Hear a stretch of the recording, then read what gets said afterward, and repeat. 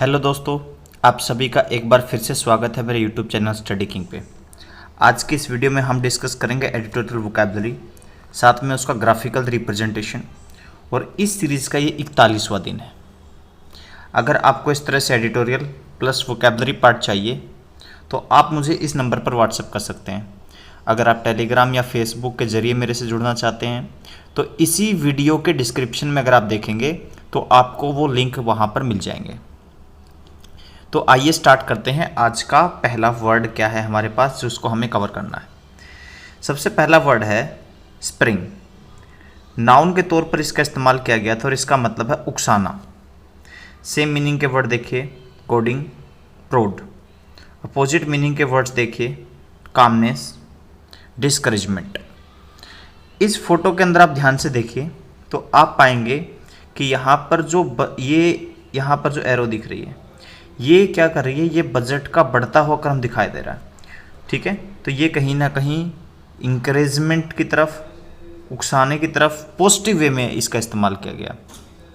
ठीक है, नेक्स्ट देखिए, ये है इसकी ग्राफिकल रिप्रेजेंटेशन। ये जो डॉटेड लाइन से जिस वर्ड को यहाँ पे रिप्रेजेंट किया गया है ये दिखा रहा है रिलेटेड वर्ड, और बाकी जितने के जितने वर्ड्स हैं यहाँ पर ये सारे के सारे क्या हैं, सेम मीनिंग के वर्ड्स के तौर पर दिखाए गए। ठीक है, नेक्स्ट वर्ड देखिए, कंट्रैक्शन। नाउन के तौर पर इसका इस्तेमाल किया गया और इसका मतलब है सिकुड़न। सेम मीनिंग के वर्ड्स देखिए, एब्रीविएशन, रिडक्शन। अपोजिट मीनिंग के वर्ड देखिए, एनलार्जमेंट, इंक्रीज। ठीक है, इसके अंदर आपको पता ही होगा जब आप इंग्लिश पढ़ते हैं तो बहुत सारे वर्ड्स का कंट्रैक्टेड फॉर्म आपको देखने को मिलता है। ठीक है, तो यहाँ पर जैसे वुड और हैव है तो इसको हम कैसे लिख सकते हैं, वुडव। कैप्टन है तो या तो फुल स्टॉप के थ्रू, या देखिए यहाँ पे दो नियम तो आप वैसे ही सीख जाएंगे। एक तो स्टॉपिस का इस्तेमाल करके छोटा किया जा सकता है, दूसरा क्या है कि फुल स्टॉप लगाकर भी इस तरीके से लिख पाते हैं हम लोग। ठीक है, ये है इसकी ग्राफिकल रिप्रेजेंटेशन। एक मतलब बनेगा इसका टाइटनिंग, एक बनेगा इसका एब्रीविएशन। तो टाइटनिंग अगर बनेगा तो सारे के सारे जो वर्ड्स होंगे सेम मीनिंग के वर्ड्स हो जाएंगे, और अगर एब्रीविएशन बनेगा तो ये सारे के सारे वर्ड्स क्या होंगे, इसके सेम मीनिंग के वर्ड्स के तौर पर दिखाए गए। तो देखिए एक वर्ड से हम कितने सारे वर्ड्स को यहाँ पे कवर कर सकते हैं। नेक्स्ट वर्ड देखिए, बॉटम आउट। इसको नाउन के तौर पर इस्तेमाल किया गया, हालांकि ये फ्रेजल वर्ब था। ठीक है, निम्न बिंदु पर पहुंचना, ये इसका मतलब हो जाएगा। रिलेटेड वर्ड देखिए, अराइव एट, रीच, और अपोजिट मीनिंग के वर्ड्स के तौर पर पीक, टॉप आउट को ले सकते हैं। इस फोटो को ध्यान से अगर देखेंगे तो इसकी जो मीनिंग है वो बिल्कुल क्लियर हो जाएगी। अगर ये आगे वाला हिस्सा अगर हम देखेंगे तो ये क्या है, एक बिंदु पर पहुंचने की बात हो रही है, यानी जहाँ से अगर आगे लेंगे तो टकरा जाएगा। और यहाँ पर क्या लिखा देखिए, need to see where your wheels are when you are just about to bottom out. ठीक है, तो ये एक निम्न बिंदु यानी जहाँ पर मैक्सिमम से मैक्सिमम जाया जा सकता है उस बिंदु की बात करने के लिए हम बॉटम आउट का इस्तेमाल कर सकते हैं। ये है इसकी ग्राफिकल रिप्रेजेंटेशन। ठीक है, इसका एक मतलब क्या हो सकता है, रीच द लो पॉइंट। तो ये जो डॉटेड हैं ये सारे के सारे रिलेटेड वर्ड्स हैं, जैसे arrive at, reach, attain, gain, hit, make. Peak और टॉप आउट ये है अपोजिट मीनिंग के वर्ड्स। ठीक है, एक हो सकता है हिट द ग्राउंड, तो उस केस में ये जो सारे के सारे वर्ड्स हैं क्योंकि डॉटेड लाइन से रिप्रेजेंटेड है यहाँ पे, तो ये सारे के सारे हो जाएंगे रिलेटेड वर्ड्स। नेक्स्ट वर्ड देखिए, श्रिंकिंग। नाउन के तौर पर इसका इस्तेमाल हुआ और इसका मतलब है सिकुड़न। सेम मीनिंग के वर्ड देखिए, compression, contraction, decrease, listening, drop of. तो यहाँ पर एरो क्या है, नीचे की तरफ जा रही है, तो इसका मतलब ये सिकुड़ना या फिर कम होना दिखा रहा है। ये है इसकी ग्राफिकल रिप्रेजेंटेशन। ठीक है, तो यहाँ पर जो डॉटेड से दिखा रखे हैं जैसे ड्रॉप ऑफ, ठीक है, और ये बाकी ये सारे के सारे सेम मीनिंग के वर्ड्स नहीं हैं बल्कि रिलेटेड वर्ड्स हैं, और श्रिंकेज यहाँ पर सेम मीनिंग का वर्ड है।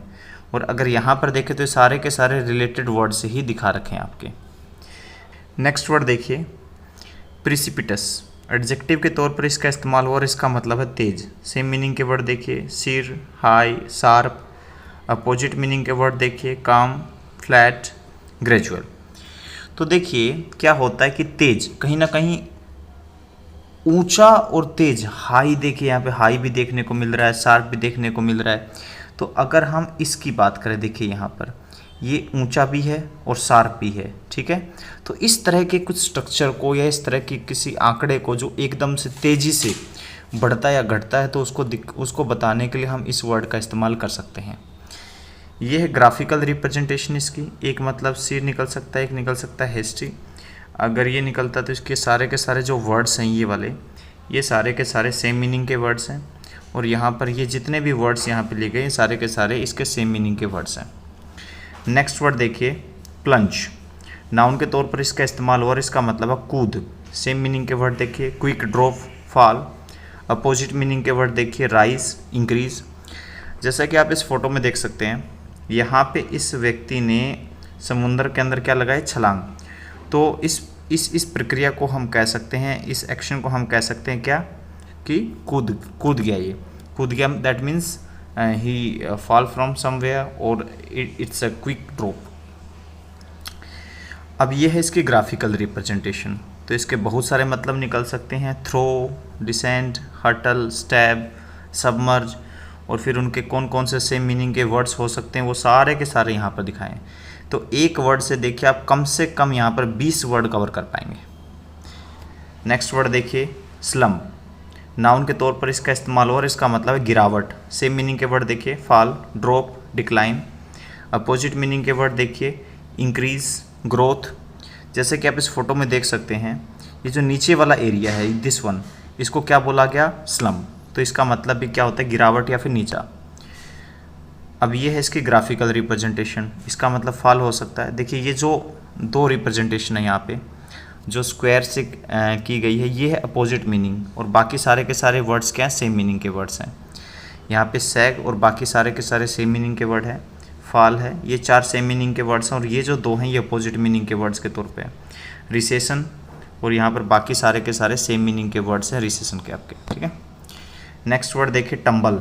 टम्बल वर्ब के तौर पर इस्तेमाल किया गया और इसका मतलब है गिर जाना। सेम मीनिंग के वर्ड देखिए fall, drop, topple. Opposite meaning के वर्ड देखिए इंक्रीज, राइज। जैसे कि आप इस फोटो में देख सकते हैं, ये बच्चा जो है यहाँ पे गिर गया तो इसको क्या बोला गया, टम्बल। ये इसकी ग्राफिकल रिप्रेजेंटेशन।